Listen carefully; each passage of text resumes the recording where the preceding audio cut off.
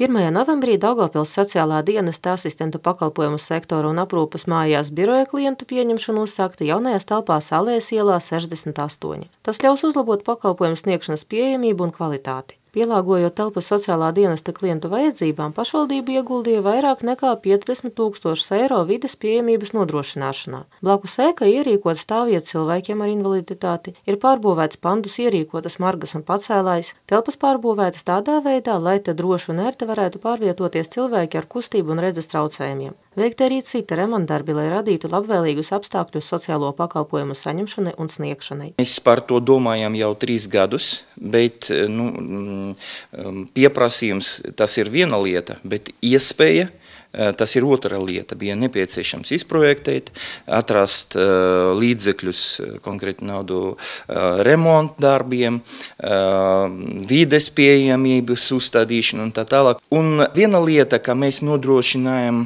cilvēkiem pieejamību sociālajiem pakalpojumiem, bet otra lieta, ka šeit strādā mūsu cilvēki. Līdz šim brīdim cilvēkiem strādāt bija pietiekoši grūti, tāpēc, ka, piemēram, viena telpā atrādas 4-5 speciālisti un ir saprotams, ka uzreiz varētu 4-5 klienti atrasties arī tur.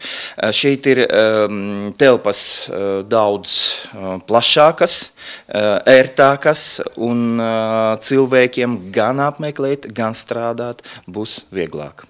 Pārcelšanos uz jaunajām telpām noteica strauji pieaugošais pieprasījums pēc sociālajiem pakalpojumiem. Tā asistentu pakalpojumu sektora klientu skaits pēdējo 10 gadu laikā pieaudzis no 277 līdz pat 1345 cilvēkiem. Plašākas telpas ļaus ievērojami uzlabot sociālo darbinieku darba kapacitāti, kas dienesta vadības ieskatā ir milzīgs ieguldījums tajā, lai iespējami plašāks cilvēku loks varētu integrēties sabiedrībā un dzīvot pilnvērtīgāku dzīvi. Asistentu sektors apkalpo personas ar invaliditāti, tiem, klientiem, kuri pārvietojas ar ratiņkrieslu, varbūt, tie, kuri slikti staigā, un šeit uzreiz vajag pieņemt 2 cilvēkus, gan asistentu, gan klientu, lai noformētu nepieciešamus dokumentus.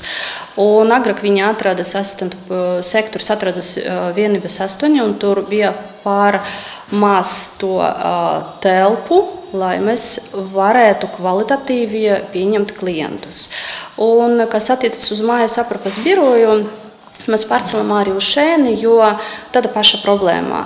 Agrāk viņi atrodas Liepājas 4, tur ir arī ļoti maz vietas, jo aprūpes nodaļā strādā vairāk nekā 40 aprūpētāju, kuriem vajag katru dienu nakt pie sociālā darbinieka, pie vecāka sociālā darbinieka, un tad visus tos papirus un jautājumus visu to risināt. Sociālajā dienestā vērš uzmanību uz to, ka asistentu pakalpojumu sektora atskaišu veidlapas tagad var paņemt un atskaites nodot dokumentu kastēs gan Alējas ielā 68, gan Vienības ielā 8. Liepājas ielā 4 turpinās darboties dienas centrs Saskarsme. Plašāka informācija par asistentu pakalpojumu sektoru un aprūpes mājās biroja pieņemšanas laikiem, kā arī darbinieku tālruņa numuri un e-pasti pieejami pašvaldības vietnē Daugavpils LV un sociālā dienesta mājaslapā socd.lv. Sižeta sagatavoja Daugavpils valstspilsētas pašvaldības sabiedrisko attiecību nodaļa.